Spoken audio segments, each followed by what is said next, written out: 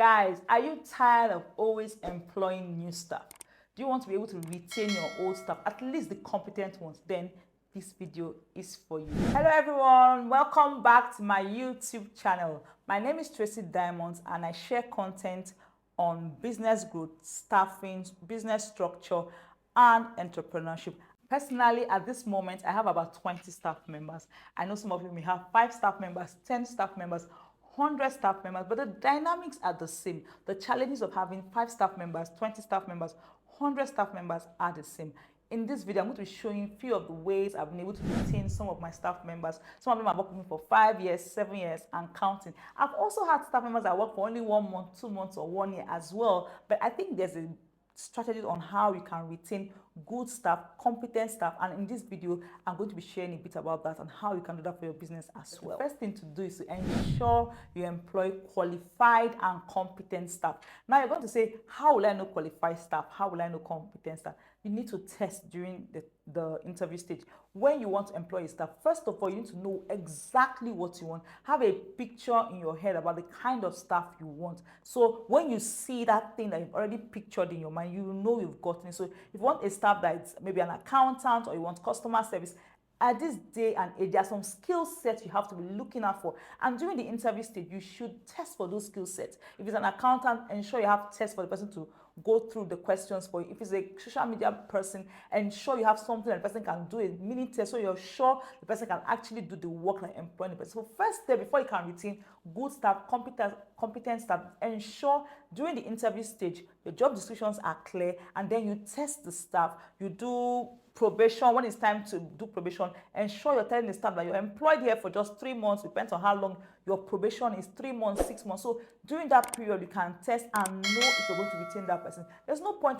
employing a staff you're not comfortable with, but because you've employed the person, you want to keep the person for 6 years, 10 years. No. So let the person know that in 3 months, I'm going to be coming back to check to see if you're actually the kind of person we wanted. So employ good staff during the interview stage, test, and then put that staff on probation so you're sure the kind of person you're getting. That's number one. Let's not lie to ourselves. Money is a motivating factor. It is not the only factor that retains good staff, competent staff, but money is actually a very, very fantastic motivating factor. So when you've gotten the staff you want, the next step I would say is offer competitive compensation. So in terms of salaries, bonuses, and commission, it's very important that you have competitive salaries, bonuses, and commission, especially in your industry. So find out what is obtainable in your industry from other people and see what other people are offering, because if your staff is leaving you, it's sure that they are going to probably your competitors. So be sure what your competitors are paying and see if you can match it. I'm not saying match it 100%, but if you're paying way lower than what your competitors are paying, be sure that your staff members will move when they have learned from it. So it's important that you at least offer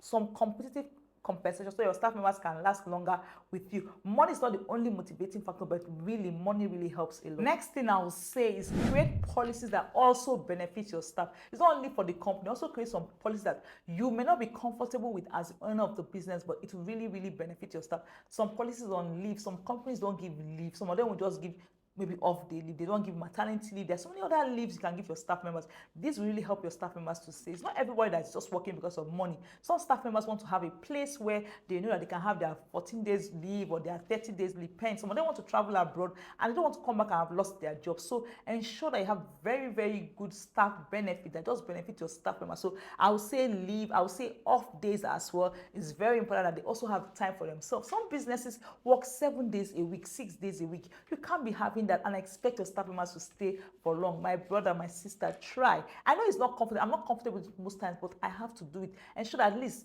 they have at least 1 day off in the week. There's actually a government policy that says that staff members should work at least 40 hours every week. So how many hours are your staff members working every week? Some people work 7 days a week, 6 days a week. It's not nice. At least 5 days a week, and they should be able to have at least 1 hour of break. So count the number of hours they work in the day and the week. Some of these things really help people to stay longer in a particular organization instead of looking for where else they can get something as simple as the number of working hours. Because of that, you lose the staff. That's not nice. So if you can offer something like off day of some hours less from what they're working now to help you to retain good staff in your company. So something else you can also offer your staff is staff loans, HMO, pension, and lots more. There are other things you can offer your staff. Some people can give accommodation, some people even give feeding. There are some small things you can give to your staff that will ensure that they work longer with, especially the competent ones. So think about it. So I had this incident where a staff was looking for a staff loan. She has worked with me for like 3 years and she needed accommodation. She needed to pay for her accommodation.